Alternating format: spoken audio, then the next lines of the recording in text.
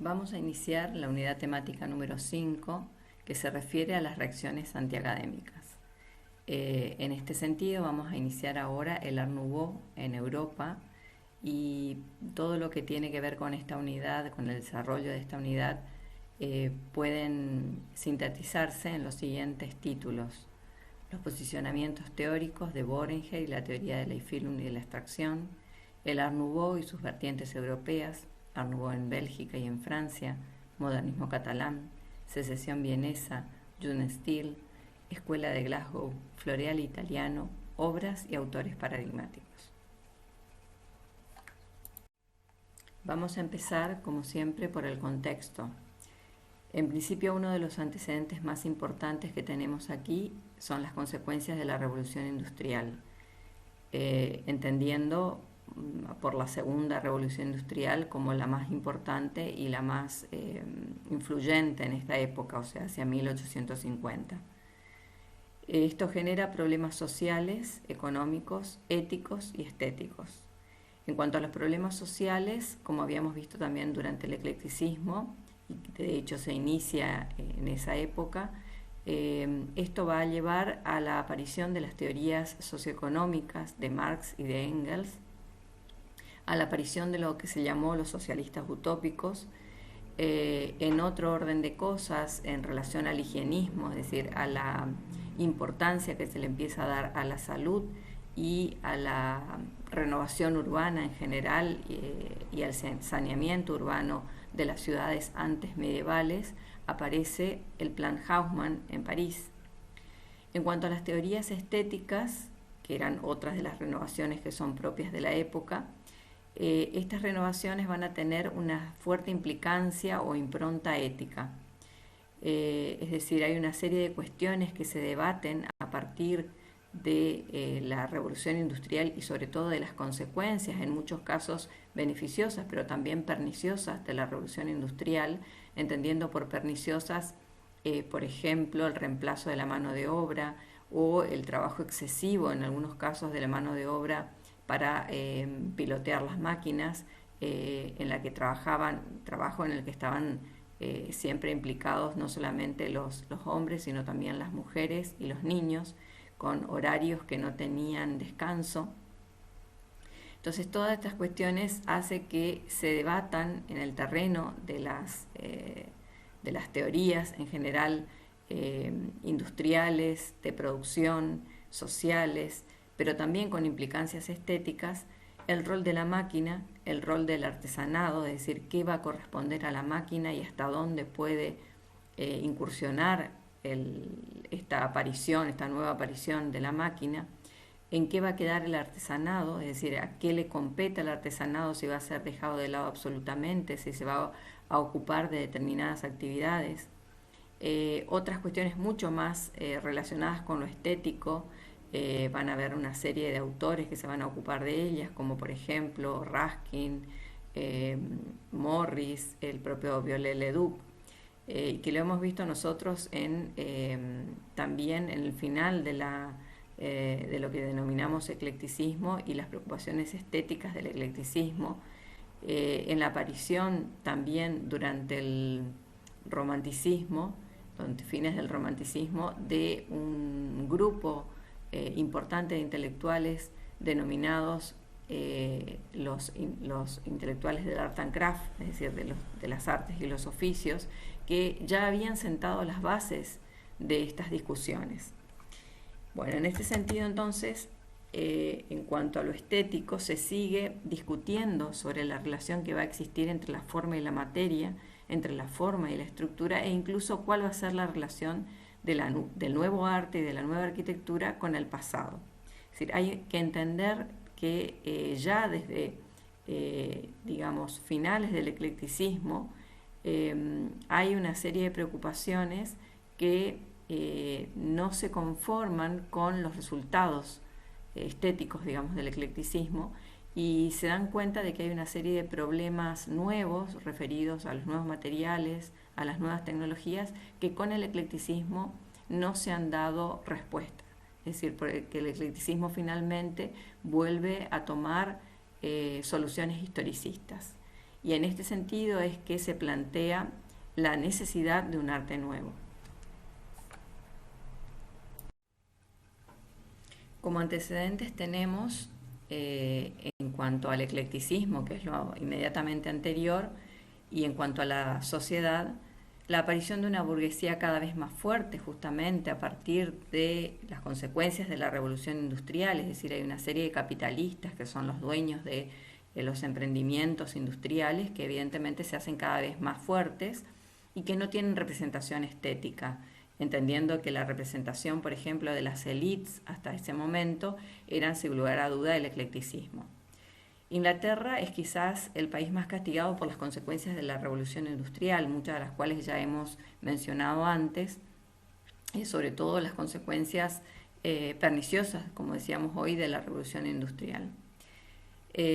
Justamente en Inglaterra se da la exposición de Londres de 1851, que ustedes también supieron de ella al hablar de el Crystal Palace, digamos,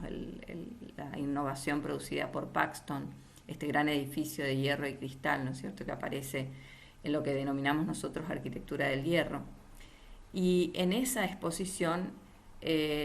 a los ojos de los intelectuales y de los contemporáneos, la evaluación de lo expuesto es realmente alarmante, en el sentido sobre todo de la decadencia y la desmoralización de las artes aplicadas. Los objetos que allí están producidos por la industria, que se exponen allí, son en realidad abandonados al comercio y en general imitan los objetos artesanales, digamos, con esta idea del art and craft de que lo artesanal debía ser o era considerado moralmente superior. Pero en definitiva la máquina lo que hace es hasta ese momento copiar estos objetos y mal copiar estos objetos artesanales.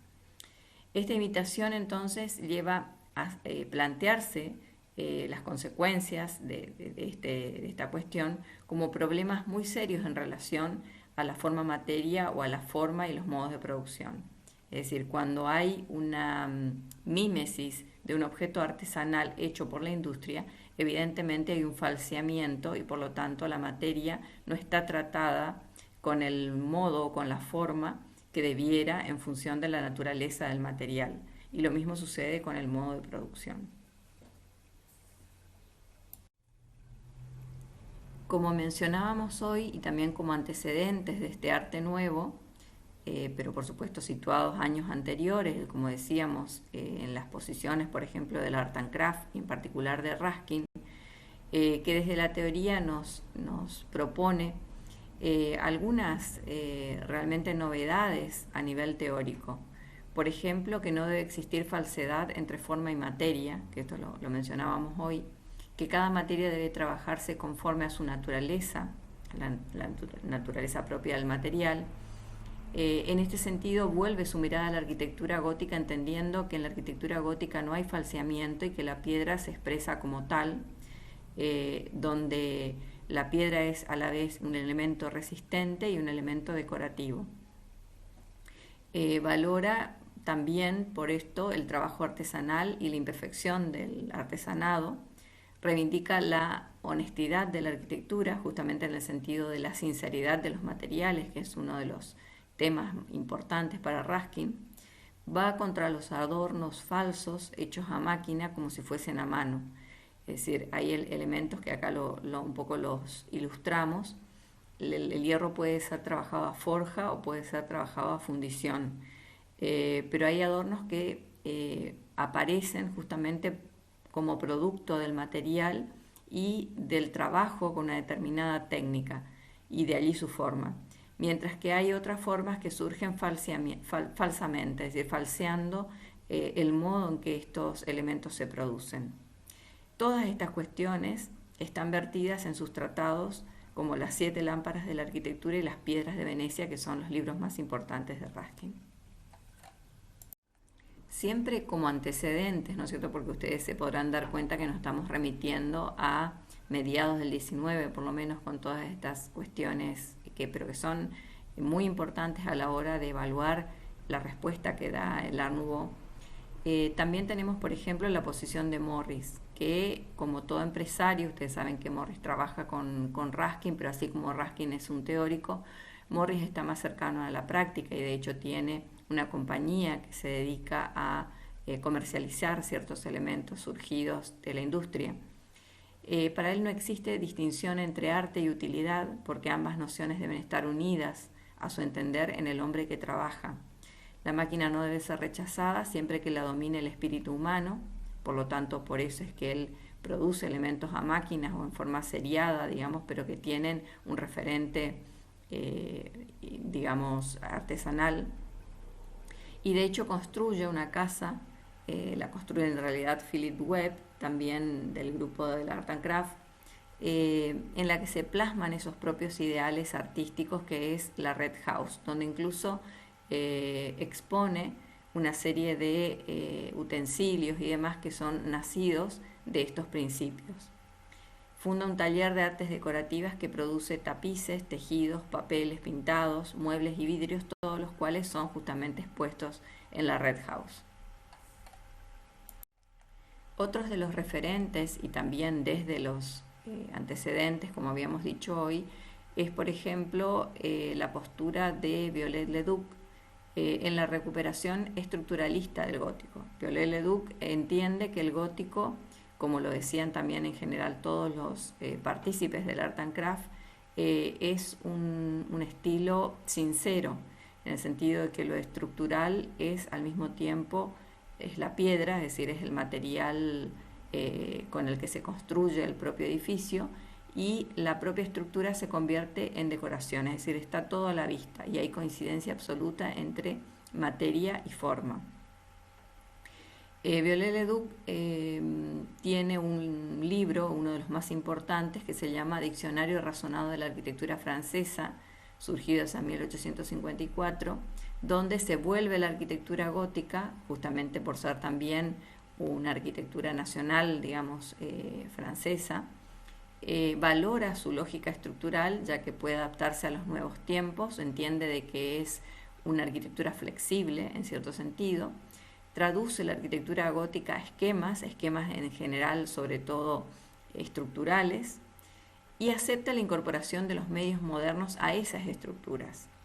Traduce la lógica de la arquitectura gótica a un razonamiento abstracto, por eso es esquemático, y realiza una especie de análisis científico de la antigüedad, es decir, tratando de entender cómo las catedrales góticas trabajaban estructuralmente, por ejemplo, y de allí sus esquemas. Incluso propone en esos esquemas el reemplazo de las estructuras góticas normalmente hechas en piedra por elementos que, gracias a la industria, ahora son elementos metálicos, o sea, trabajados con hierro. Por ejemplo, acá tenemos la idea, ya como proyecto, digamos, y casi como un proyecto utópico, del reemplazo de una serie de nervios estructurales de piedra en esta especie de gran galería, digamos, que encontramos en la imagen superior derecha, por una especie de brazos metálicos que van a parar a un punto, ¿no? Como si fuesen una especie de pivot, como si fuesen una especie de grandes mecanos, donde lo estructural propio del gótico, que era hecho en piedra, ahora se realiza en metal. También como antecedente en cuanto a las teorías que dan lugar finalmente o que van a dar lugar finalmente al arte nuevo, está el positivismo de Semper. Semper es un autor que trabaja en un libro muy importante que se llama Los 4 elementos de la arquitectura, también de 1851, donde básicamente se evidencia su preocupación por la epidermis o por la piel, digamos, o el revestimiento en el caso de la arquitectura. Ese revestimiento él lo asemeja a los tejidos. En un tejido, dice él, por ejemplo, la estructura y la decoración se producen al mismo tiempo. Es decir, cuando tenemos trama y urdimbre, por ejemplo, en un tejido de mimbre o en un tejido de fibra, siempre ese tejido va a ser a la vez la estructura soporte y también decoración y paño o envolvente. Por lo tanto, en este sentido, para Semper la técnica da la forma, o sea, la forma deviene necesariamente de la técnica que se utiliza. Su teoría va a influenciar en Otto Wagner, que va a ser un arquitecto muy importante del Art Nouveau, o sea, del arte nuevo, que es lo que vamos a ver ahora, y en Adolf Loos, que en realidad va a estar pisando ya lo que llamamos normalmente arquitectura moderna. El carácter positivista de la posición de Semper tiene que ver con que entiende que dentro de las variables del proyecto intervienen en general con más fuerza todas aquellas variables que son ajenas a la voluntad del creador, es decir, que son de carácter más objetivo, y por eso se denomina esta posición positivista, es decir, donde las cuestiones de contexto, las cuestiones técnicas, las cuestiones de la industria y de la producción en general son las que en realidad intervienen a la hora de producir arte, y no la voluntad de forma singular y subjetiva del diseñador. En general prefiere la nobleza de la piedra al hierro, y en este sentido diríamos que se opone a la posición que tiene Viollet-le-Duc, por ejemplo, respecto del gótico. Es decir, rechaza al gótico por ese exceso de funcionalismo y por priorizar la estructura, porque en realidad lo que hace Semper es, ante la estructura, que es lo que priorizaba Viollet-le-Duc, prioriza sin embargo los entrepaños, entendiendo por entrepaños todas las pieles, digamos, que están entre las estructuras. Por lo tanto, la arquitectura propuesta por Semper va a ser una arquitectura de paños y de envolventes. Y en este sentido, lejos de estar vinculado a el gótico, como era el caso de Viollet-le-Duc, va a estar defendiendo la corriente neorrenacentista, donde evidentemente es el muro y el paño lo más importante. Otro de los autores que podemos entender como antecedentes del arte nuevo, en el sentido que es otro de los que se preocupa y discute sobre la expresividad que tiene que tener el arte en general, pero también la arquitectura en esta nueva época. Este otro autor es Fiedler, que trabaja sobre lo que se denomina la pura visualidad. Tiene un libro muy importante que se denomina Escritos sobre el arte, que se publica para 1876, más o menos fines del 19, donde dice que el verdadero contenido de la obra de arte es su forma, es decir, su expresión,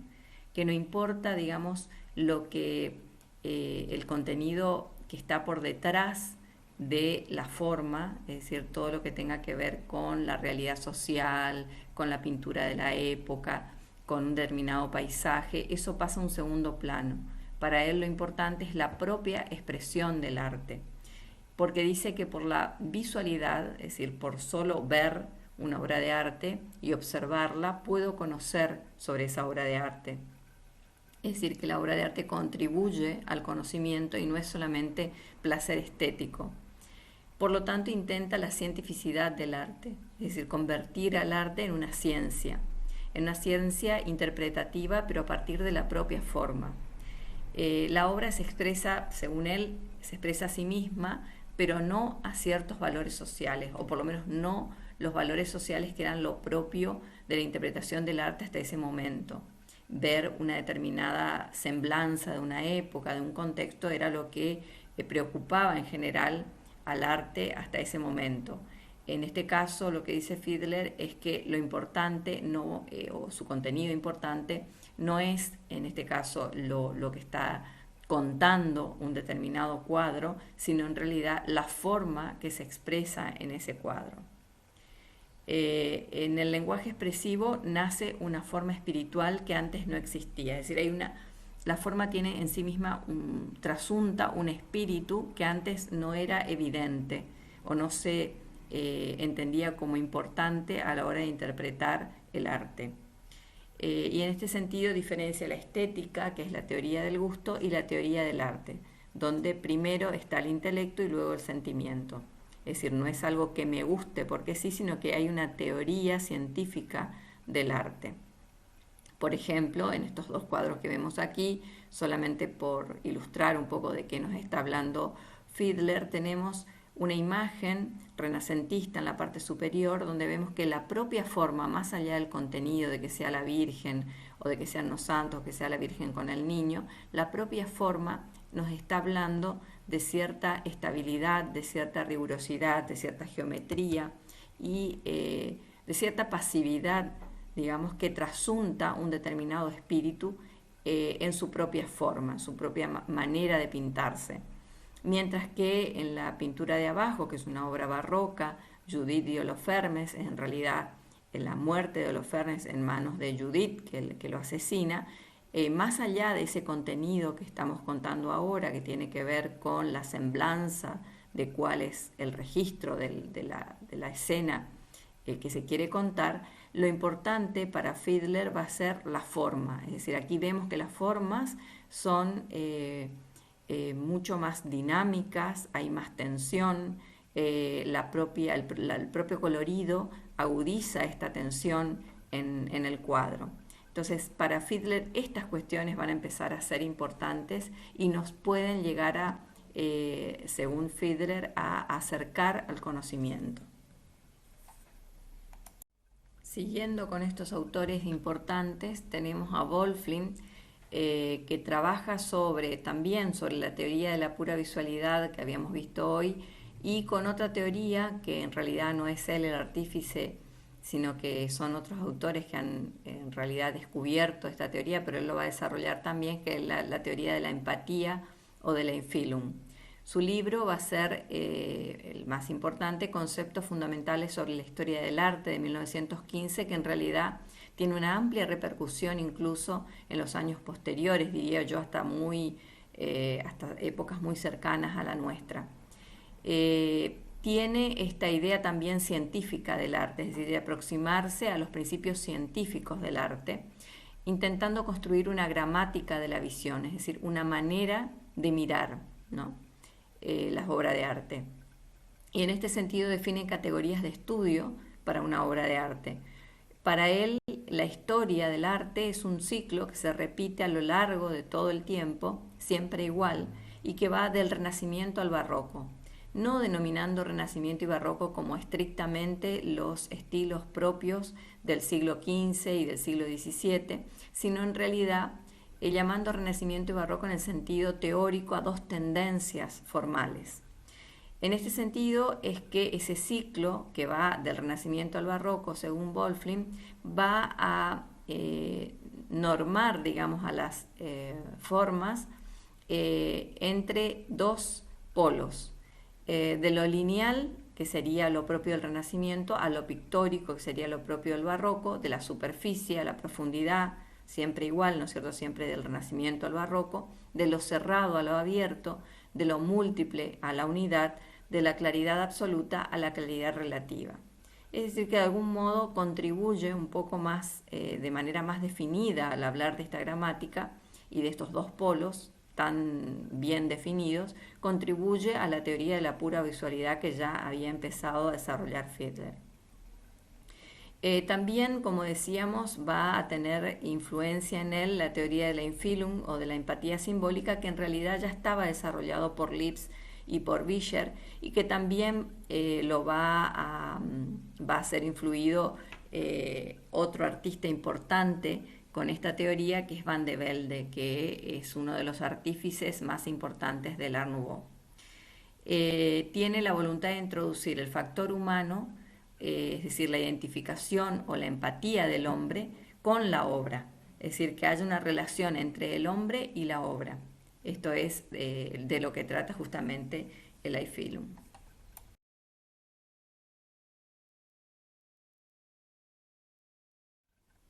Esta teoría del Aifilum quizás va a ser desarrollada, profundizada y perfeccionada por otro autor que es Wilhelm Bohringer,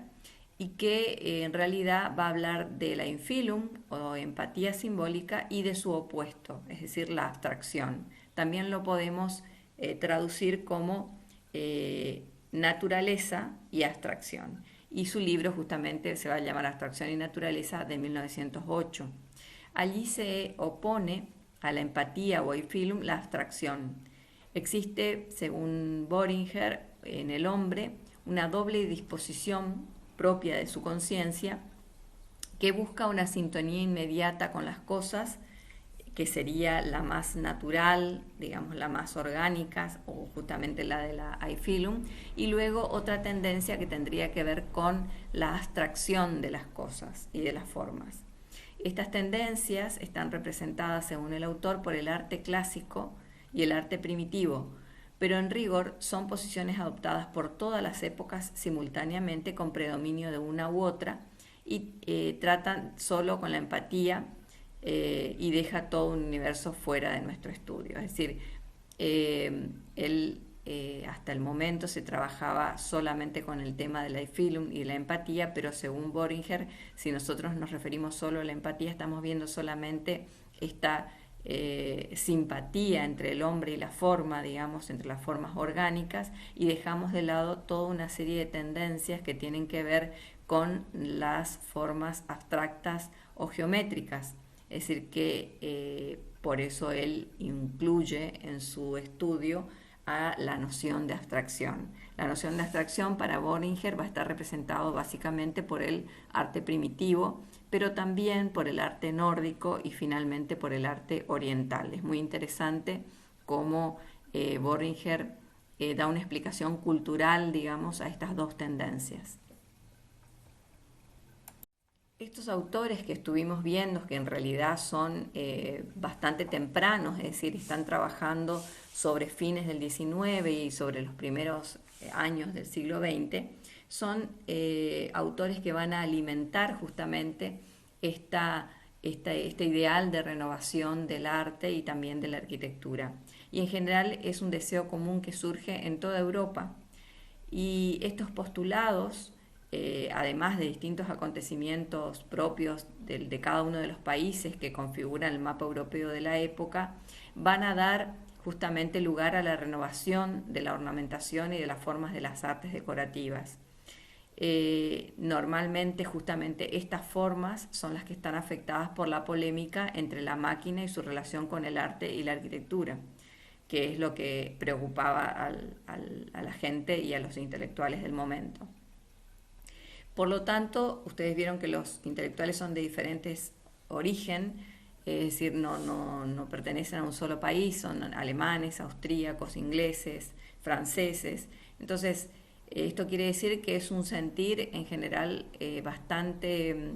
generalizado, que no es privativo de un solo país. Y por lo tanto tampoco puede entenderse que estas tendencias fueron pasándose de un país a otro, seguramente con alguna influencia, seguramente se contó, pero también podemos decir que la aparición es casi simultánea y que sería casi el producto de un sentimiento común de crear un arte nuevo, porque los problemas son comunes. Es decir, hay un problema de nuevos, como decíamos hoy, de nuevos recursos materiales, técnicos, y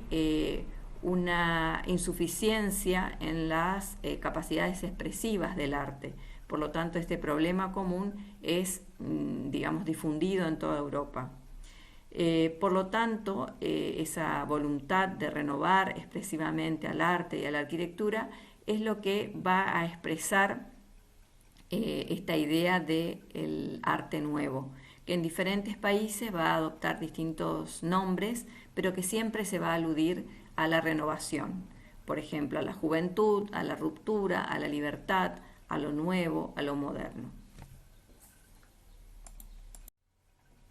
Simplemente por mencionar algunos acontecimientos iniciadores de este estilo nuevo en Europa, podemos hablar de entre 1883 y 1885 la Casa Vicent de Gaudí, que va a iniciar, según muchos autores, el modernismo catalán y esta renovación del arte en España. En 1892 a 1893 la construcción en Bruselas de la Casa Tassel de Víctor Horta, que también va a ser como un puntapié muy importante en la zona de Bélgica sobre este arte nuevo. En 1895 una tienda nueva que se va a abrir en París y donde se van a vender este tipo de artículos propios del diseño nuevo, que justamente se va a llamar el arte nuevo o l'art nouveau, y va a dar este nombre a esta tendencia en Francia. La Wiener Secession, que es fundada en Austria en 1897, que es un grupo de intelectuales que se proponen justamente esta ruptura. Secesión implica esto, ¿no es cierto? Ruptura respecto de los parámetros y los patrones del pasado, en general siempre académicos, y que va a fundar lo que se llamó la Escuela de la Secesión Vienesa, que es este grupo de intelectuales que va a trabajar sobre el arte nuevo en Austria y particularmente en Viena. La creación en Glasgow del Grupo de los Cuatro en 1897, que también es un grupo de intelectuales cuya figura principal es Mackintosh, y que va a fundar la Escuela de Glasgow. Y de hecho, la escuela en el sentido abstracto del término, es decir, de grupo de intelectuales que discuten sobre una serie de cuestiones, pero también va a construirse materialmente un edificio que se va a llamar la Escuela de Glasgow, que le va a dar lugar justamente al desarrollo de estas teorías. Para 1896, la aparición de la revista Juden, que significa juventud en Alemania, y que da el nombre al movimiento alemán también de renovación, que va a ser el Jugendstil, el estilo de los jóvenes o el estilo joven. En 1902, el estilo Liberty Floreal alcanza su madurez en la exposición de Turín. Liberty va a ser el nombre de una tienda también en Londres, que al igual que la tienda del Art Nouveau en París, va a vender el producto de este nuevo diseño y que va a tener gran influencia no solamente en la propia Inglaterra, sino también en Italia, a la cual va a vender sus productos. Por lo tanto, en Italia podemos encontrar a este arte nuevo, tanto con el nombre de Floreale, en el sentido de que también se alude a los motivos florales o orgánicos de la naturaleza, o Liberty, que es un poco retomando el nombre de esta tienda en Londres. Bueno, vamos a ver entonces la relación de este nuevo estilo del arte y de la arquitectura con la teoría del Eiffelum. La teoría del Eiffelum, que fue expuesta por Boehringer, es compartida, como habíamos dicho también, por el mismo Wolfling, por Riegel, pero sin embargo Boehringer se ocupa de establecer los límites de esa misma teoría y en ello radica nuestro interés, que era, como habíamos dicho antes, Boehringer opone a la teoría del Eiffelum la teoría de la abstracción. Por eso dice Boehringer en su libro Abstracción y Naturaleza: pues la idea fundamental de nuestro ensayo es mostrar que hay amplios terrenos de la historia del arte a los que no es aplicable la estética moderna, basada en el concepto de Eiffelum. Esta estética tiene su punto arquimédico en un polo solamente de la sensibilidad artística del hombre. Solo el converger con las líneas del polo opuesto integrará un sistema estético comprensivo. Como este polo opuesto, consideramos una estética que, en lugar de arrancar del afán de proyección sentimental, parta del afán de abstracción. Mientras que el afán de Eiffelum, como supuesto de la vivencia estética, encuentra su satisfacción en la belleza de lo orgánico, el afán de abstracción halla la belleza en lo inorgánico y lo negador de la vida, en lo cristalino o, expresándolo en forma general, en toda sujeción a la ley y necesidad abstractas. Esto es sacado de su libro Abstracción y Naturaleza y nos hace ver concretamente qué es lo que aporta Wolfling a esta teoría, y que incluso él va ilustrando estos polos con cada una de las culturas que para él son fundamentales en su época.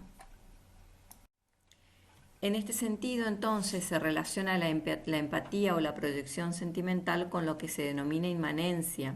y que lo asocia al arte clásico.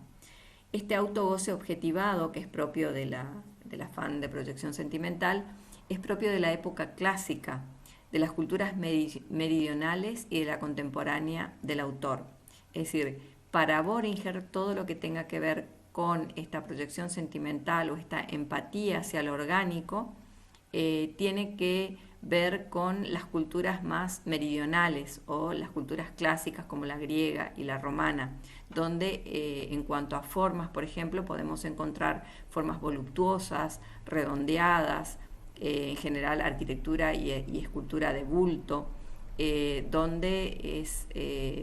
en general se alude a las cuestiones más bien sensoriales y corporales. Mientras que dice, se relaciona la abstracción con la trascendencia, entendiéndola como una mirada hacia el más allá, hacia una fuerza superior. Nace justamente, dice Boehringer, este afán de la abstracción del terror cósmico, y es propia, por tanto, de los caracteres más primitivos y de la cultura nórdica, por ejemplo, el arte egipcio y el arte gótico, y los pone como ejemplo incluso en su libro.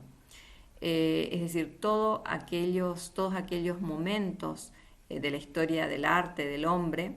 que tengan que ver con un momento muy primitivo en el que el hombre se siente solo y agobiado por el caos que lo rodea. Según Boehringer, el hombre intenta poner como una especie de cosmos a ese caos y de orden, y encuentra el orden en la geometría y en lo abstracto. Y por tanto, esa va a ser la configuración formal, digamos, que va a tener su arte. La época que nos ocupa, es decir, para finales del siglo XIX y principios del XX, en realidad, justamente también ustedes saben que es conocido esta época del Art Nouveau como Belle Époque, es decir, la bella época. Es un periodo en general de bonanza, fruto de la industrialización y de los beneficios de la industrialización, sobre todo a ciertas clases sociales, en que las clases medias acomodadas se encargan de teorizar sobre la problemática estética, impulsando una renovación. Es, en términos de Boehringer, un momento de alegría vital, de autogoce objetivado, y es la expresión de las fuerzas, de esas fuerzas internas y que son absolutamente vitales. Y de allí surge lo que se va a denominar golpe de látigo, entendiendo que, como ustedes conocen, el látigo es una especie de lengua, digamos, ¿no? de cuero que va adoptando la forma de la fuerza que se le imprime, de la fuerza de quien maneja el látigo. Por lo tanto, hay una absoluta conducción, digamos, de las fuerzas del hombre en la fuerza que va a adoptar el látigo, que es la forma finalmente de la cosa en sí. Esa forma del golpe de látigo va a ser, les diría, un tema recurrente en la mayoría de los estilos o de las tendencias estilísticas dentro del Art Nouveau que tengan que ver más con las formas orgánicas. Lo vamos a ir viendo a medida que vamos avanzando. Bueno, acá es evidente, la expresión del golpe de látigo alude a esa forma sinuosa que es mucho más que una curva y una contracurva. En realidad es una línea activa realmente que refleja una fuerza a la que se vio sometida y que expresa en todo su devenir, ¿no? Que es esa imagen que vemos en la izquierda, en la parte superior. Luego eso se traduce también en cuanto a su formalización ya con cierta materialidad en estructuras, por ejemplo, de hierro, como las bocas de metro en París, del arquitecto Guimard, que tienen, si bien son bastante diferentes entre sí cada una de ellas, todas tienen ciertos patrones muy similares y que justamente expresan esta idea del golpe de látigo, pero en hierro, que es probablemente uno de los materiales más dúctiles para expresar esta forma. En cuanto a las realizaciones, vamos a ver que también un arte que va a aparecer, digamos, de manera muy importante, aparte de las artes aplicadas, va a ser el arte de la grafía, digamos, ¿no? De los grandes avisos publicitarios, que también son propios de la época una época en la que el comercio empieza a tener realmente una repercusión muy importante y la propaganda de esos comercios también. Entonces, estos carteles que son de tipo propagandístico, digamos, empiezan a aparecer en la época y va a haber muchos autores que se van a dedicar a este tipo de avisos y de trabajo de, diríamos, diseño gráfico, ¿no? Que empieza a aparecer en este momento. Luego, otras realizaciones tienen que ver con autores como, por ejemplo, Henry van de Velde, que es, llamémosle, el artífice de la arquitectura del Art Nouveau, que se inspira en los principios de Ruskin y de Morris, y entiende que el artista debe inspirarse en fuentes naturales y no en convenciones académicas. Por eso es que todo este movimiento va a romper con el clasicismo y con las academias, ¿no? Por eso se le llama también en nuestro país a este momento del Art Nouveau reacción antiacadémica. El edificio debe constituir un organismo, entendiendo organismo como una totalidad, ¿no? Como el propio ser humano también es un organismo, es decir, un conjunto de partes, pero que funcionan juntos como una cuestión integral. En este sentido, todas las partes de la construcción, y tanto desde lo interior como su conformación exterior, van a tener una misma forma, una forma natural, y van a participar como de una misma naturaleza o de un mismo patrón genético en cuanto a su forma. Los nuevos materiales no deben intentar imitar a los ya existentes, sino que deben buscar su propia forma de expresión según las necesidades, que obviamente son nuevas necesidades, por lo tanto las formas también deben ser nuevas. No debe existir separación entre la envoltura y el contenido esencial. Por lo tanto, como vemos aquí un candelabro, por ejemplo, la forma propia del candelabro, que tiene que ver con el golpe de látigo, si ustedes ven, tiene que ver con el material y con la fundición, que es el modo en que se trabaja, por ejemplo, con este tipo de material, es decir, con una técnica determinada y con un material determinado. No debe existir, no debe existir arbitrariedad o fantasía, sino que debe haber una correspondencia entre medios y fines. Es decir, no se da lugar a la fantasía, es decir, a la forma porque sí, a la forma arbitraria, sino que la forma va a tener una relación absolutamente coherente con la técnica en la que se desarrolla o se hace algún objeto, y también con el material con el que se lo produce o se lo fabrica. Van de Velde va a estar influenciado también por la teoría del Eiffelung, que hemos visto con Boehringer sobre todo, y sostiene que todo es fuerza, así como hablábamos de la fuerza del látigo, ¿no? Y del golpe de látigo, y que solo la línea efectúa la relación directa entre la creación y el creador. Esto lo vemos perfectamente en el golpe de látigo. Aboga por un arte no naturalista sino natural, entendiendo que naturalista sería una ficción, un parecerse a, mientras que un arte natural justamente es aquel que se expresa de por su propia forma surgida del material y de la técnica, por lo tanto, naturalmente. En 1894 realiza la decoración de todo el interior de su propia casa en Uccle, que es la que vemos en la parte superior derecha, y si bien en un principio está de acuerdo por tener una posición socialista que justamente emerge, ¿no es cierto?, en este momento, con la producción en serie de la máquina, entendiendo que de algún modo la máquina va a producir más y mejor productos para mayor cantidad de gente, y de alguna manera se va a socializar, digamos, los beneficios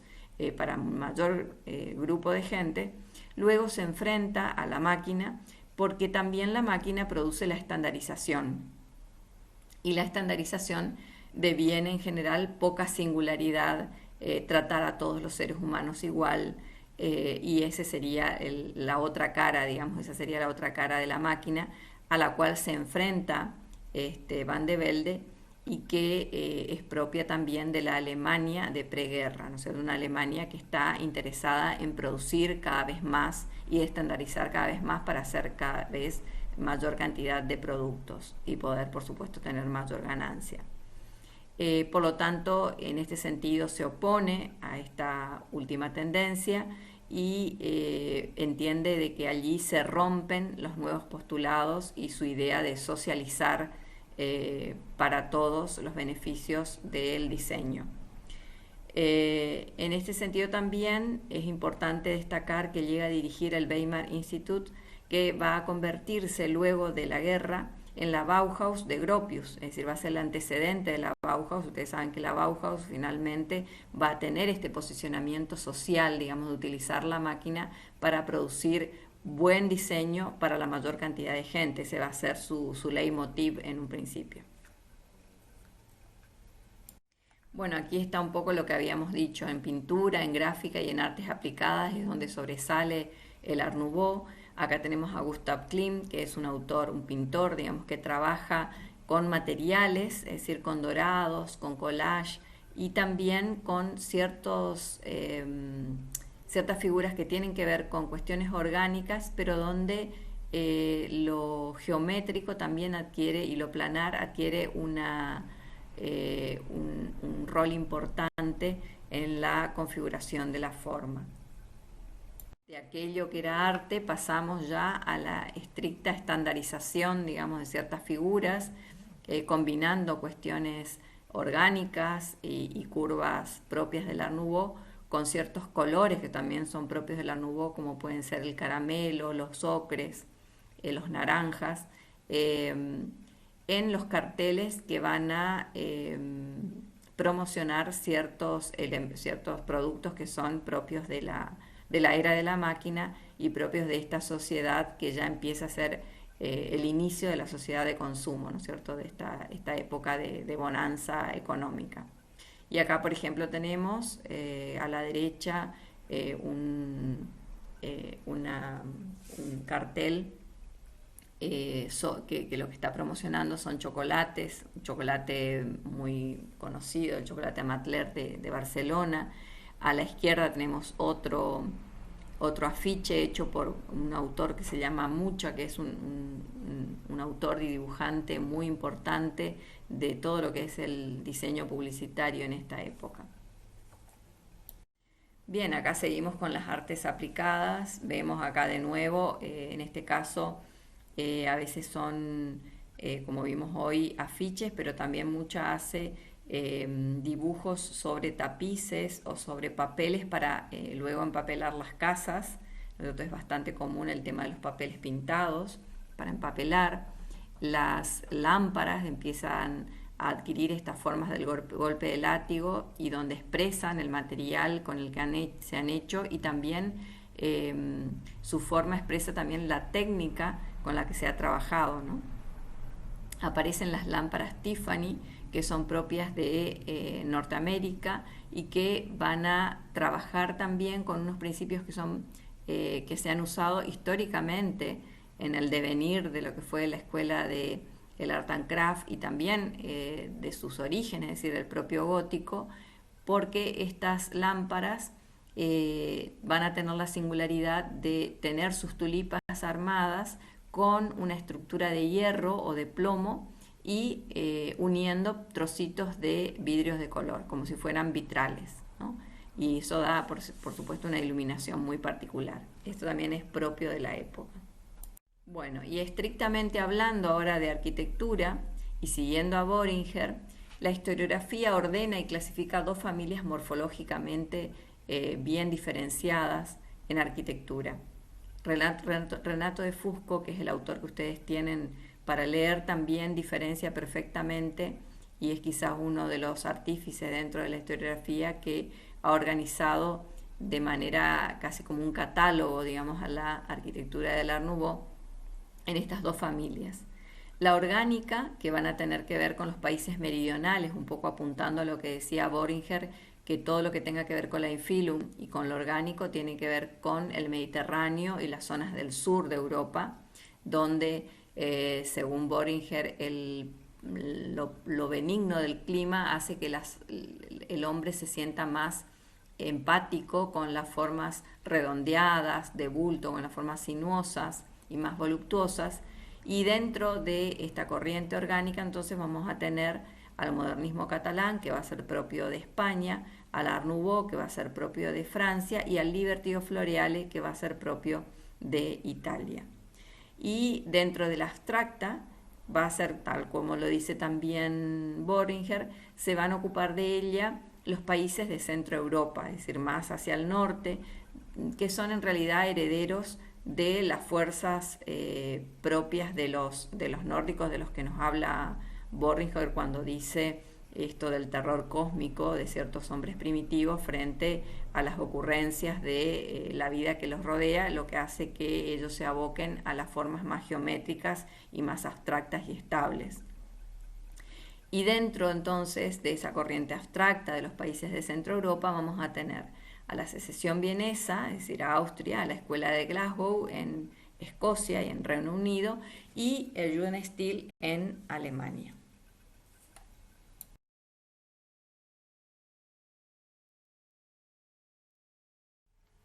Bueno, vamos a ver una de las obras principales y que se ha considerado como una de las obras más importantes y referentes, incluso iniciadoras del movimiento del Art Nouveau, que es la casa Tassel de Víctor Horta, que lo hace para un cliente que es en realidad un geómetra, eh, y que, bueno, le pide una residencia, y que por supuesto esa residencia va a tener connotaciones que van a negar, digamos, en general todo lo que es el lenguaje clásico. Es decir, donde van a empezar a desaparecer las pilastras, los entablamentos, si bien todavía puede notarse aquí la idea de un basamento, ¿no es cierto?, que es lo que vemos allí sostenido por esas ménsulas, y de una especie de coronamiento final al cual todavía no puede sustraerse, pero en general se trabaja de manera mucho más libre, en este caso siguiendo con la simetría, pero utilizando en la parte media una especie de balcón al estilo de Bawindo, pero mucho más curvo, trabajado enteramente en hierro y en vidrio, y sostenido por esa especie de columnas hechas en piedra. En general, Horta trabajaba con piedra, se le interesaba siempre trabajar con los propios materiales, sin falsear, digamos, el material como apareciendo con otra fisonomía distinta de lo que era. En este caso se trabaja con granito gris y granito azulado, y que tienen el color de la propia piedra, y es así como se expresa.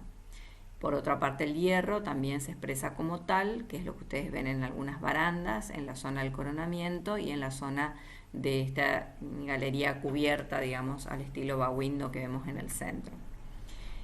Otra cuestión importante es que a nivel espacial introduce la idea del trabajo con niveles. Entonces ustedes van a ver en este corte cómo el espacio fluye de algún modo por ese trabajo de desniveles, y esa articulación entre el cuerpo que está hacia adelante, hacia el acceso, y el cuerpo que está hacia atrás, se da a partir de la escalera. Una escalera que formalmente es protagonista de toda la sala y de todo el conjunto, que ahora la veremos un poquito más en detalle, y que también recibe la luz cenital de una serie de vitraux que están allí en la casa sobre la escalera, como si fuese una gran claraboya, ¿no?, por donde entra la luz externa.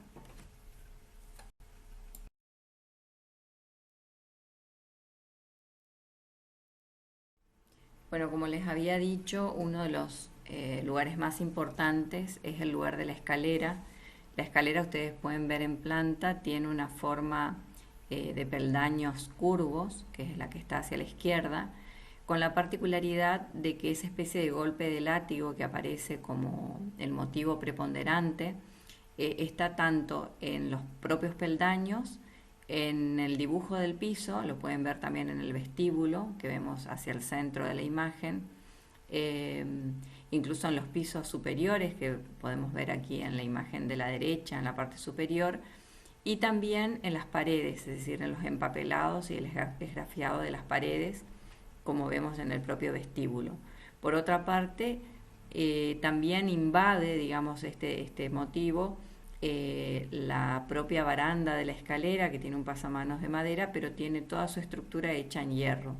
Y la propia columna, que tiene en su final, acá en el vestíbulo lo vemos poco, pero sí la vemos en la prolongación de esa misma columna, en la imagen superior derecha, una especie de capitel que en definitiva se derrama en una suerte de maraña orgánica, como si fuese una gran enredadera, digamos, que luego se continúa en la estructura del techo. Es decir, que esta idea de integralidad del proyecto y de la construcción tiene que ver con que el motivo ornamental no sea solo referido a un elemento de todo el edificio, sino que invada todas las partes del edificio, sean ornamentales o sean estructurales, como pueden ser las propias columnas. Aquí aparece también a la derecha la claraboya, que es la que en vidrio, ¿no es cierto?, y estructura de hierro, que es la que va a dar luminosidad a toda la escalera y de algún modo va a permitir el ingreso de entrada de luz cenital al edificio, iluminando esa especie de división entre la parte delantera y la trasera de la casa, que es lo que veíamos en corte. Otra obra importante es la Casa Solvay, también de Víctor Horta, donde aquí el motivo es un poco diferente a la que veíamos hoy con la casa Tassel, donde aparentemente hay una simetría también, es un lote un poco más amplio, pero en vez de tener un bow window saliendo hacia el exterior, tenemos una especie de retranqueo también curvo, donde aparece el eje principal de la composición. Y allí, dando la imagen de una especie de gran balcón entre esos dos cuerpos salientes, aparece un sistema de rejas en hierro, también curvos, que van a ser como de lugar de asoleamiento y de un poco de visualización hacia el exterior de la propia casa. Luego en la parte superior, en el último piso, vemos cómo ese cuerpo se retranquea hacia atrás, dejando a los cuerpos principales como protagonistas, digamos, de la fachada. Aquí la simetría también se resuelve dejando no el acceso, por una cuestión, digamos, más bien de partido, no el acceso hacia el centro de la composición, sino ocupando la izquierda del lote, en concordancia con lo que sería uno de los volúmenes que aparece saliendo, digamos, en los laterales, y hacia el otro lado se deja simplemente una ventana un poco más importante que la que aparece en el centro, ¿no?, ese conjunto de ventanas más pequeñas. Esta imagen de abajo es la misma casa, pero con las ventanas pintadas. En algún momento fueron pintadas de blanco, ¿no?, y el color original es el color de la madera. Otra de las vertientes, en este caso en Cataluña, España, es la del modernismo catalán. Bueno, Gaudí pertenece al modernismo catalán, pero en realidad es un personaje bastante singular dentro del modernismo, ya que hay otros autores como Domènech y Montaner, por ejemplo, Puig i Cadafalç, que son autores del modernismo, pero que han trabajado con algunos principios similares a los de Gaudí, pero quizás con una tendencia mucho más abstracta, ¿no?, aunque algunos elementos como por ejemplo las mayólicas y demás se comparten. En el caso de Gaudí decíamos que es muy singular porque hay en Gaudí una especie de fantasía que en general los otros autores no tienen. Por ejemplo, esta Casa Batlló, en general siempre se ha aludido a esta casa como con muchas connotaciones zoomórficas, como por ejemplo el cuerpo de algún reptil en la parte superior en el tejado, en esta especie de mansardas, o una especie de huesos en estas columnas inclinadas que vemos hacia la izquierda en la sala principal, o en la propia escalera de madera que parecería como una especie de vértebras, ¿no?, de algún dinosaurio o de algún animal prehistórico. Es decir, hay una serie de cuestiones o estas máscaras, ¿no?, que aparecen en los balcones, que son propias de Gaudí, que tienen que ver con su propio catálogo de formas, y que probablemente ninguno de los otros autores dentro del modernismo tengan esas características. Independientemente de eso, el modernismo catalán siempre se nutre de ciertos elementos propios de lo catalán, como pueden ser las bóvedas catalanas, el trabajo con los ladrillos, que es muy importante en Cataluña, mucha alusión también a la arquitectura medieval, sobre todo románica, que es muy importante y es una herencia permanente, digamos, que siempre se ve en la zona de Cataluña, ¿no es cierto?, en el norte de España, y también algunas reminiscencias árabes, como pueden ser la utilización de mosaicos, que es muy propio de lo árabe, o de cierto colorido que quizás no estaba presente en la arquitectura medieval española, pero que le aporta sí el mudejarismo. Entonces todos estos componentes van a relacionarse con esta fantasía del autor, propia del autor, como les decía antes, y dan por resultado realmente una arquitectura muy singular. En este caso, la Casa Batlló es una casa, una residencia para una familia que ocupa la casa, pero también la utiliza para renta. La casa de renta, en este momento, digamos, de cierta bonanza económica, va a ser la inversión propia de ciertas clases más acomodadas, de ciertas clases medias o burguesías acomodadas, que en general siempre tienen sus beneficios producto de la industria, ¿no? Seguimos viendo la casa Batlló, vemos como en su planta, una planta muy singular, es una planta que en cierto sentido podría asemejarse a algunas plantas más clásicas, donde tenemos un vestíbulo central, unas escaleras que siguen a ese vestíbulo central, en torno a lo cual aparece una serie de habitaciones que son en realidad los departamentos, pero que en este caso vemos que sus paredes, por ejemplo, a diferencia de una casa convencional, sus paredes son bien diferentes, porque son curvas, ¿no es cierto? Sabemos que los tabiques, digamos, no tienen una forma ortogonal.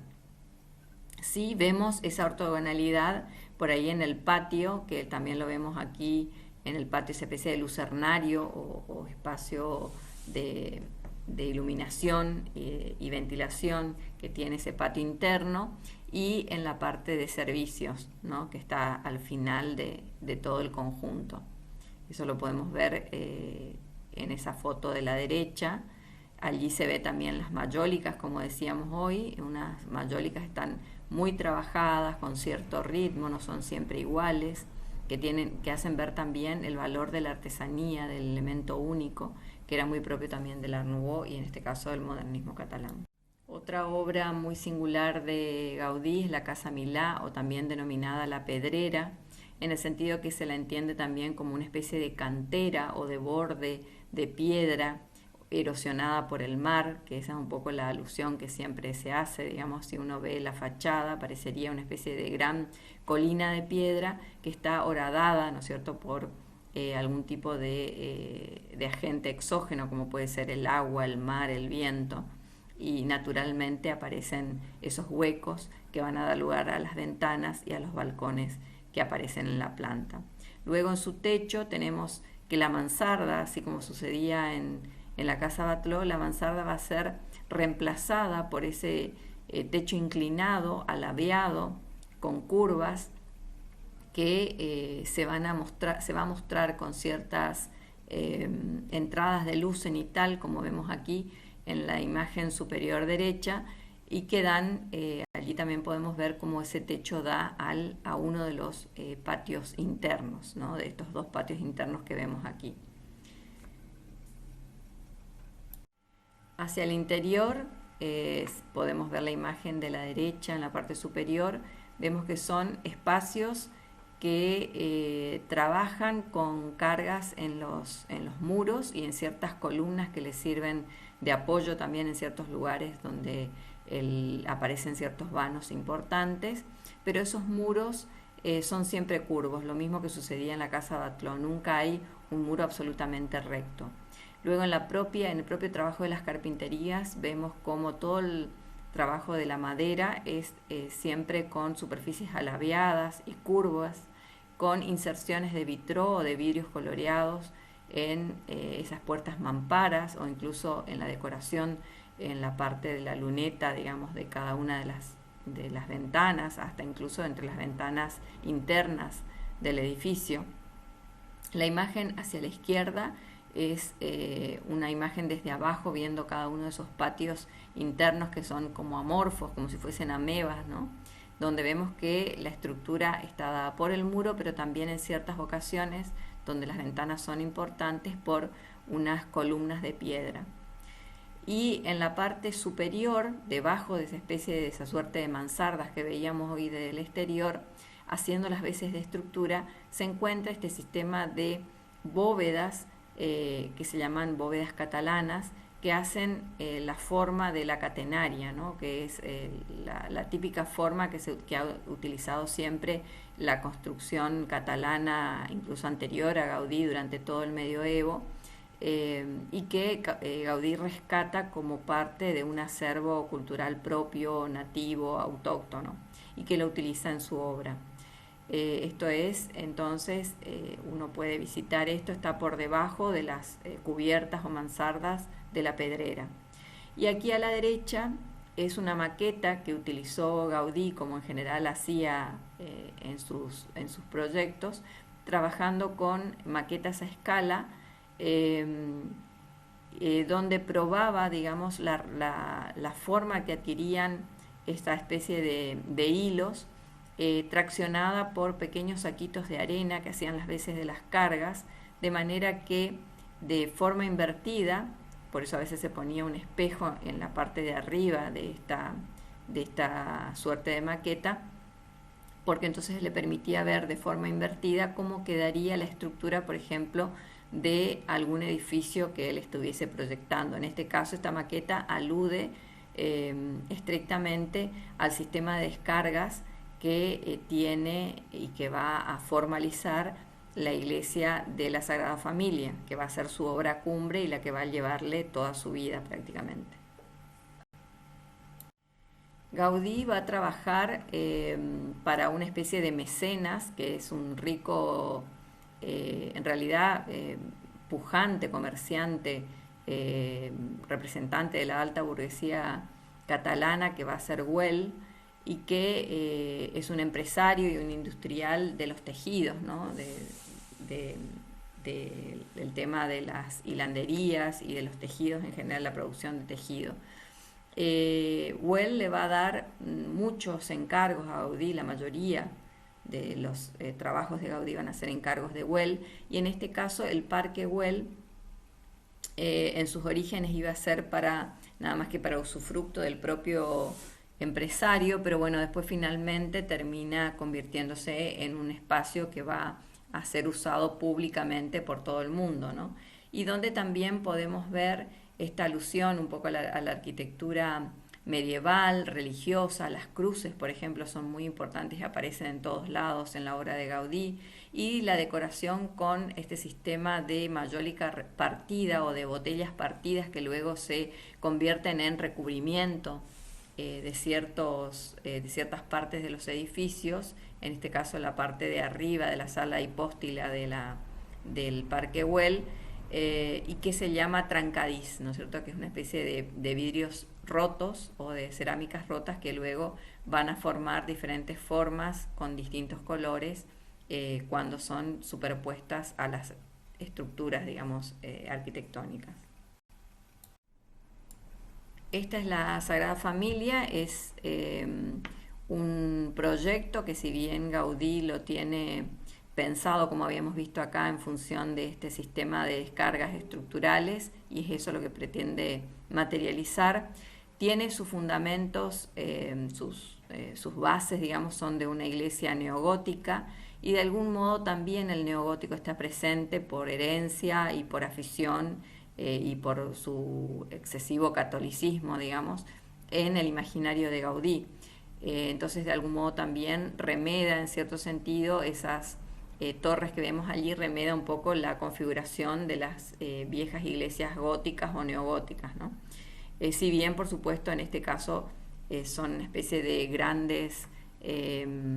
elementos verticales que no tienen una techumbre distinta de lo que es la estructura, como en el caso de las catedrales góticas, sino que en este caso la propia techumbre es la estructura al mismo tiempo, en esa especie de sombreretes forados, ¿no es cierto?, de piedra, que hacen todas las cuatro agujas principales. Esta obra es una obra que se sigue trabajando en ella, es decir, que todavía no se concluyó, desde 1882 sigue en construcción. Gaudí dejó algunos planos, pero lo cierto es que en ese sentido recupera cierto espíritu gótico, de que trascienden los tiempos y trascienden los años y las generaciones, y que cada generación también ayorna las respuestas a su propia actualidad, porque de hecho el autor, digamos, que está ahora a cargo de llevar a cabo la finalización de la Sagrada Familia, que es Rubirats, también tiene, Subirats tiene una propia concepción, digamos, de cómo debe hacerse la continuación de la obra de Gaudí, y si bien respeta algunos parámetros, hay muchos de ellos, de hecho, por supuesto, la propia tecnología, que ya tiene las nuevas técnicas del momento y demás, que se desprenden un poco de la primera idea de Gaudí y empiezan a expresarse como propios de este momento. Bueno, aquí tenemos la cripta Güell, que es en realidad donde Gaudí hace el paso, digamos, de aquella maqueta que habíamos visto, esa maqueta de hilos, ¿no es cierto?, a lo que va a ser después la Sagrada Familia. Se entiende de que esta cripta es una suerte de prueba, digamos, a pequeña escala, de ciertas cuestiones estructurales y también formales que luego va a poner en práctica en la Sagrada Familia. Está en lo que se denomina la colonia Güell, que es un lugar cerca de la fábrica Güell y que va a dar albergue a la mayoría de los obreros de esta fábrica. Allí es donde van a vivir, por eso se entiende esta idea de colonia, y va a ser una cripta utilizada, ¿no es cierto?, para eventos religiosos de todo el poblado, de toda la colonia. Bueno, acá tenemos el Liberty Floreale, que se da en Italia, y lo vamos a empezar a describir ahora. Si bien sus realizaciones no son muy importantes a nivel arquitectónico, sino más bien a nivel de elementos de textiles, por ejemplo, o de decoración de interiores sobre todo, de todas maneras va a tener cierta pregnancia en Italia durante un tiempo. Va a aparecer especialmente a partir de la exposición de Turín, donde va a haber una serie de pabellones que van a poner en evidencia la predilección por ciertos motivos decorativos y por ciertas arquitecturas efímeras que, por ser efímeras, dan lugar a experimentaciones diferentes a la arquitectura que se estaba haciendo hasta el momento, y por lo tanto permite también enfrentarse de alguna manera a la arquitectura clásica de la época. Por tanto, se considera la exposición de Turín como un elemento fundante, digamos, en cuanto a que allí aparecen una serie de pabellones que luego van a ser copiados por la propia Italia. El Floreale en general debe su nombre a las formas justamente orgánicas, naturales y de flores, y el nombre Liberty porque, como habíamos dicho hoy, devenía de los productos más bien utensilios domésticos, digamos, y de decoración, que eran vendidos en una tienda en Londres que se llamaba Liberty, y de allí es que de esos elementos que son pequeños, digamos que son elementos de decoración, empiezan a tomarse los motivos orgánicos que luego van a inundar también la arquitectura, como en este caso, por ejemplo, la casa del arquitecto Fenoglio, hecho por el propio arquitecto en Turín también. Hay que entender de que en general este tipo de arquitectura se da en Milán y en Turín, es decir, en la zona norte de Europa, influenciado también en gran parte por mucha de la arquitectura de Centro Europa, ¿no? O sea, sobre todo de algunas vertientes un poco más abstractas, digamos, a pesar de manejarse con flores, con organicidad y demás, también hay mucho de la secesión, por ejemplo, austríaca, ¿no? Algo que va a caracterizar, por ejemplo, a esta etapa en Italia es trabajar las paredes, por ejemplo, con mayólicas o con azulejos pintados. Eso sobre todo lo va a desarrollar Sommaruga en Milán, y aquí, por ejemplo, tenemos el Palacio Castiglione, que va a ser un palacio muy al estilo académico, ¿no es cierto?, todavía en su interior, en el partido y demás, pero se va a ir desprendiendo en su exterior de cierta decoración académica, como las pilastras, o los remates o entablamentos y reemplazándolos por estos grandes cuadros al exterior que van a estar pintados sobre azulejos. Como decíamos, va a impactar también en la vestimenta, en los textiles, en los empapelados, en las telas de los biombos, en los tapizados de los interiores italianos, sobre todo el norte de Italia. Aquí ya nos adentramos en la vertiente concretamente más abstracta con la escuela de Glasgow en Escocia. Mackintosh va a ser probablemente el referente más importante del grupo de los cuatro, que era este grupo intelectual, digamos, que va a desarrollar la escuela de Glasgow y que también, en el caso de Mackintosh, va a construir la propia escuela de arte de Glasgow con una tendencia, por supuesto, totalmente antiacadémica, es decir, totalmente anticlásica, donde va a predominar la asimetría, donde se va a hacer referencia a su pasado más bien medieval y fabril, en el caso de Escocia, ¿no es cierto?, que era muy propio, porque eso también tiene el Art Nouveau, que deja aflorar lo propio de cada uno de los países en los que se instala este arte nuevo, es decir, cierta idea de lo vernáculo, de lo nacional. Aparecen elementos disruptivos, como pueden ser estos grandes ventanales en hierro y en vidrio, con una decoración absolutamente ausente, es decir, donde solamente la decoración la constituye el propio ventanal y los muros desnudos, sin ningún tipo de aplicación, e incluso los mismos sistemas, por ejemplo, como en este caso también aparece muy en detalle el sistema para abrir las ventanas, que si bien es un sistema mecánico necesario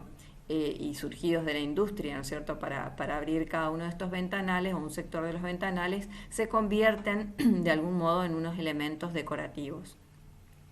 Interiormente también podemos ver la idea de luz cenital, es decir, de ingreso de luz desde el exterior a través de techos vidriados, con un sistema de cabreadas muy abstractas, es decir, que también con formas muy nuevas, digamos, para la época, donde no se utilizan las cabreadas tradicionales y que cubren la luz de grandes espacios como si fueran grandes naves,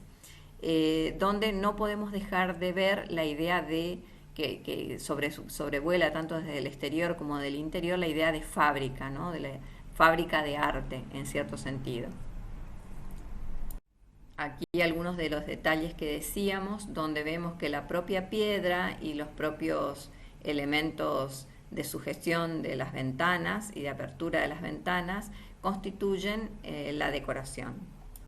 En algunos casos la decoración se hace más evidente, como por ejemplo en la zona de los dinteles de algunas aberturas, digamos, donde todavía hay cierta idea clásica de remarcar los accesos, pero la decoración aquí se convierte en una decoración totalmente distinta a la decoración clásica y donde se abstractizan y estilizan ciertos motivos, aunque sean motivos vegetales. Coherente con lo que propugna el Art Nouveau, Mackintosh también trabaja todo lo que es el mobiliario, los utensilios, las lámparas, todo pertenece a la misma familia formal, digamos. Hay una especie de ADN común, digamos, que da por origen a todas las formas que van a poblar el interior de este edificio, así como también el propio exterior. Siguiendo con la vertiente abstracta, tenemos, por ejemplo, la Secesión vienesa en Austria. Tenemos acá la Majolica House o la Casa de las Mayólicas de 1898 de Otto Wagner, uno de los artífices más importantes de la Secesión vienesa. En este caso, como habíamos dicho hoy, Otto Wagner va a ser muy influido por las teorías estéticas, sobre todo de estas discusiones que habíamos visto que dan origen a estas discusiones estéticas, que dan origen a algunas resoluciones expresivas del arte nuevo, sobre todo en coherencia con lo que propugna Semper, con esta idea, si recuerdan, de los tejidos o de las envolventes, donde lo más importante para Semper no es la estructura, no es la estructura filar, digamos, independiente, sino es la estructura como envolvente al mismo tiempo. Y en este sentido es que Otto Wagner resuelve que esta casa esta gran casa, que es una casa también de rentas, ¿no es cierto?, que de alguna manera tiene un primer nivel, digamos, donde tiene ese balcón corrido que hace las veces como de basamento, y un gran coronamiento dado por esa especie de gran alero, ¿no es cierto?, que resuelve todo el remate del edificio. Hay en ese sentido todavía algo de la idea clásica. Sin embargo, trata de hacer desaparecer todo el lenguaje típico grecolatino, grecorromano, propio de lo clásico de entablamento y pilastra, y lo reemplaza por una especie de tejido, digamos, filigrana de flores a modo decorativo, pero y que incluso uno puede ver como una especie de cascada de flores si lo mira a la lejanía, ya que cae como si fuese una gran guirnalda en la parte central, y que lo que hace es evidenciar la idea de que el muro es un muro de soporte de decoración y que en ningún caso pretende tener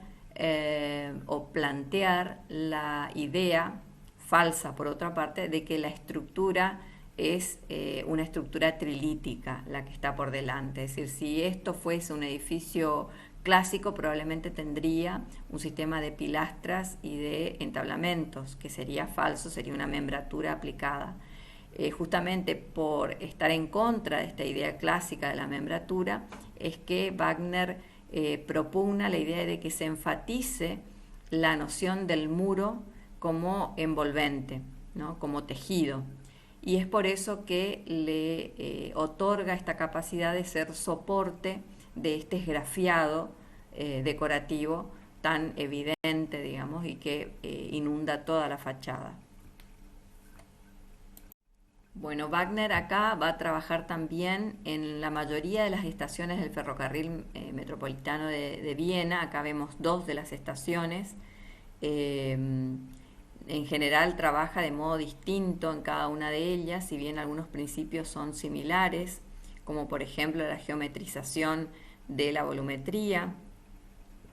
la geometrización incluso de la decoración, donde vemos que aún la decoración que tiene que ver con motivos vegetales tienen cierta estilización rayana ya en la geometría abstracta. En el caso de la estación de la izquierda se trabaja con una estructura metálica y con la idea del entrepaño, como decía él también, un entrepaño que sirve nada más que de cierre entre cada uno de los parantes metálicos. Y en el otro caso es simplemente una caja portante muraria a la cual le adosa cierto tipo de decoración también muy abstracta, ¿no?, que lo podemos ver en esta especie de octógono del centro. Esta es una estación que está como por encima de dos carriles del metro, que lo podemos ver allí, y que incluso son carriles que ascienden en la montaña, ¿no? Y esta es una especie de estación de entrada y salida, digamos, o como al estilo de un apeadero de tranvía, digamos, pero bueno, en este caso sería un apeadero de metro que asciende hacia la montaña. En la caja postal de ahorros, de nuevo Wagner apuesta por esta idea del muro, el muro que es soporte para la decoración, pero en este caso ya no es una decoración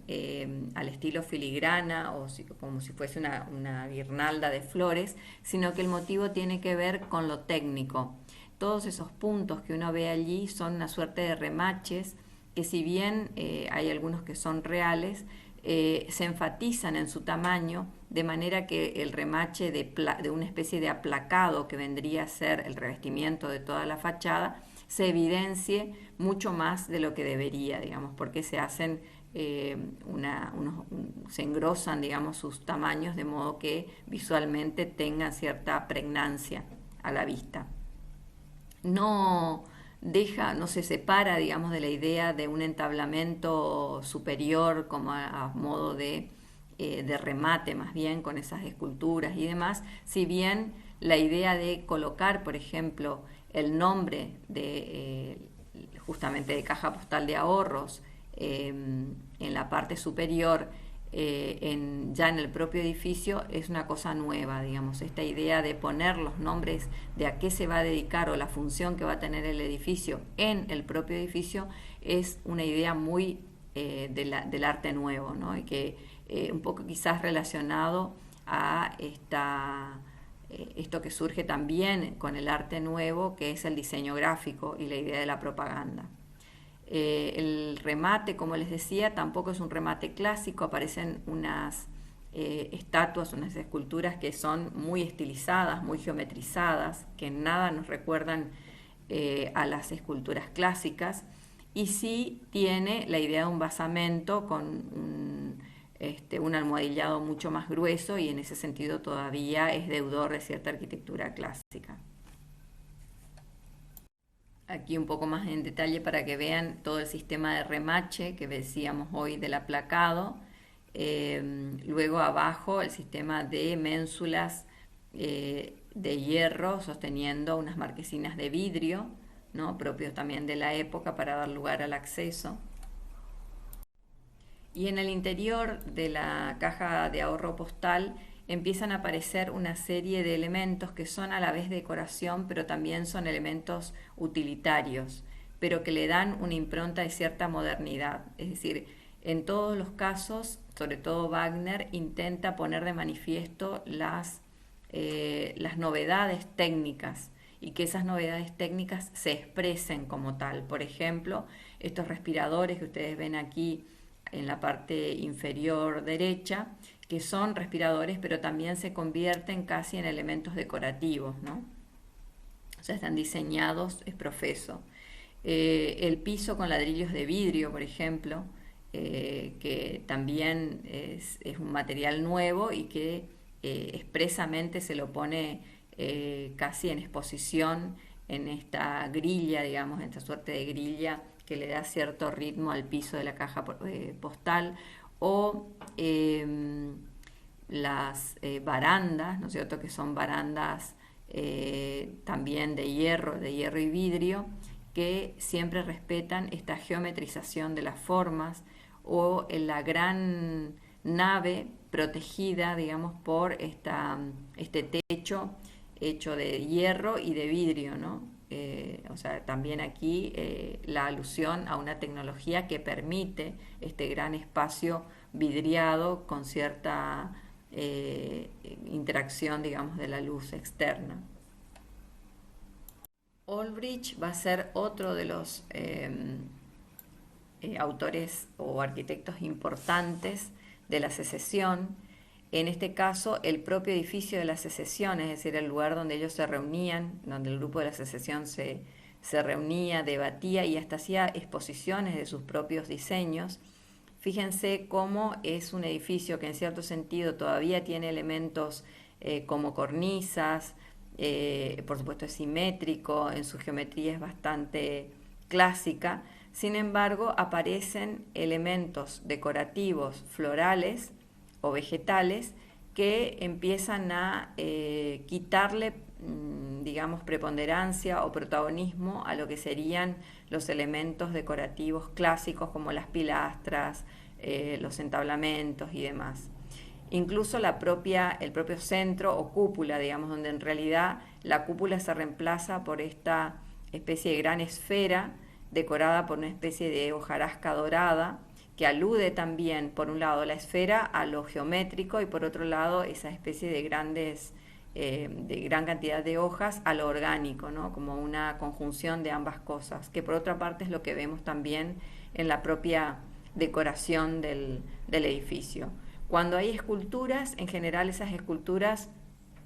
permanecen casi como aplicadas a la superficie, al plano, y son estilizadas, geometrizadas, y en ningún caso son elementos que evidentemente uno pueda relacionar con escultura clásica, con escultura de bulto clásica.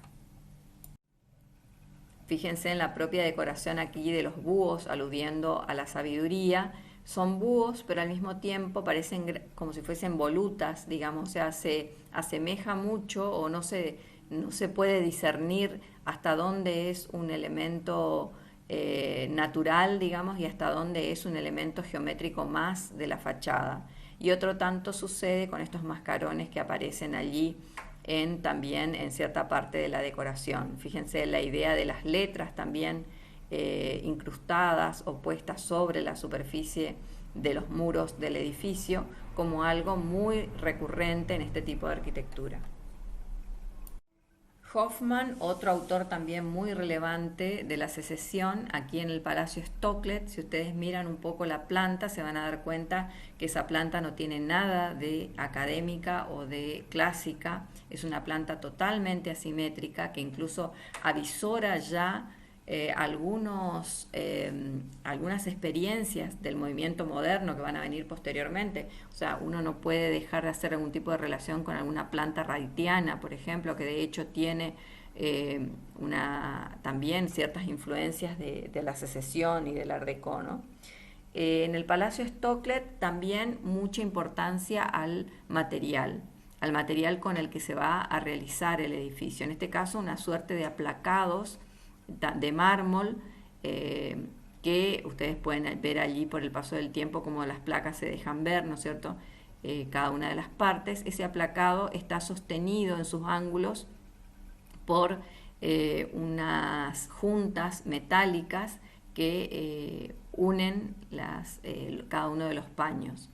Es decir, aquí la idea de paño, también muy propia de Semper, como habíamos dicho hoy con Wagner, está presente, es decir, no hay una estructura que se evidencie como estructura portante, sino es el propio paño el que se evidencia como portante. Y en todo caso, la juntura, que serían estas juntas que están uniendo los paños, es lo que se evidencia como con otro color, con otro material, y está dejando en claro que lo importante es el paño, ¿no? Como si estuviésemos hablando de un edificio volumétrico donde en las juntas de los paños estoy poniendo algún elemento para que cada paño adquiera relevancia. Bueno, esto es un poco la resolución junto con el vidrio por supuesto, de las aberturas, sobre todo en la parte superior donde el aventanamiento se hace más importante, es la resultante de esta visión particular de Hoffmann de la Secesión vienesa. También vamos a ver ahora el Jugendstil en Alemania como una de las últimas expresiones, digamos, de esta arquitectura más bien cercana a lo abstracto. En el Jugendstil se enfatiza especialmente el muro muy al estilo de Semper, o sea, muy influenciado por la Secesión, donde el muro es el protagonista y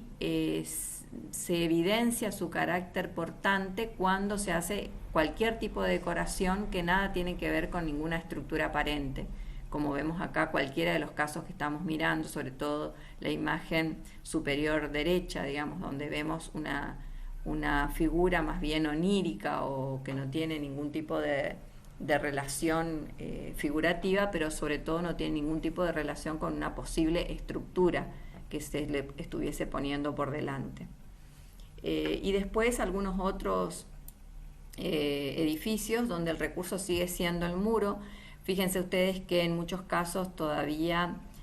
no se separan y eso también según el autor del que estemos hablando, no se separan de la arquitectura académica, de la arquitectura clásica. En el caso de la izquierda, por ejemplo, seguimos viendo un basamento importante, pero sin embargo en la parte superior vemos que sí se reemplazan algunas pilastras por elementos geométricos que, si bien tienen que ver con la vegetación, son absolutamente abstractizados, ¿no? Lo mismo sucede en esta especie de frontis, que ya nada tiene que ver con un frontis al estilo clásico en la imagen inferior derecha, pero que sí es la idea de un elemento que da jerarquía a un centro, donde se enfatiza el plano y donde la decoración es absolutamente geométrica y superpuesta. Otros ejemplos de distintos autores del Jugendstil, siempre el plano enfatizado con decoraciones que son estilizadas, geometrizadas, y en el último caso, este que vemos hacia la derecha en la parte inferior, fíjense con una con un plano absolutamente desnudo en la parte superior, excepto en la zona de la entrada, ¿no es cierto? Que la entrada sí tiene algún tipo de decoración abstracta en esa suerte de bóveda de acceso. Pero todo lo que es el muro de atrás, sobre todo en la parte superior, es absolutamente desnudo, despojado de decoración, donde la única decoración que tenemos es esos ventanales que ya empiezan a tener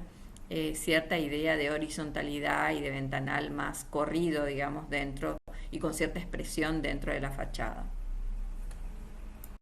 Bien, aquí está la decoración a la que ustedes pueden recurrir.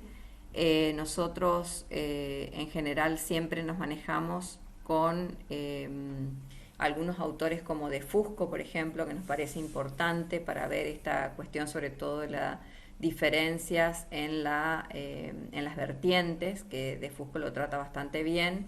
Y bueno, después también pueden recurrir a algunos libros de la colección Clarín, como la del Patrimonio Mundial, por ejemplo, que también tiene bastante desarrollado. Un libro que yo recomiendo particularmente, no sé, ahora en este momento la verdad va a ser difícil de conseguir probablemente, pero hay algo en internet, es el de Boehringer, Abstracción y Naturaleza, porque allí está un poco desarrollado teóricamente cuáles son los principios de esta idea de Boehringer de asociar determinadas formas a determinada cultura, ¿no? Que de algún modo es una impronta que va a dirigir, digamos, toda la producción del Art Nouveau en Europa.